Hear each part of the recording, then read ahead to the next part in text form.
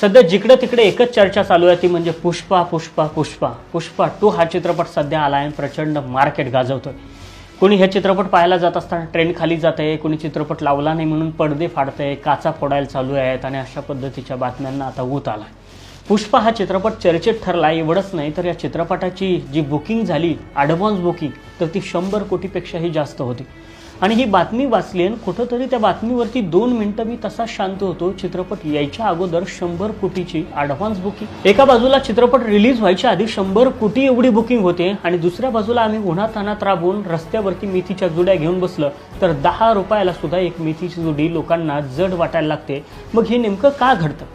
जी लोक 100 कोटी एवढी ॲडव्हान्स बुकिंग करू शकतात, एवढंच नाही तर तिथं जाऊन 500-600 रुपये तिकीट फाडून चित्रपट पाहू शकतात, ती लोक रस्त्यावरची 10 रुपयाची शेतकऱ्याची जुडी नेमकी का घेऊ शकत नाहीत? हा प्रश्न अजूनही मला याचं उत्तर सापडलं नाही। बराच वेळ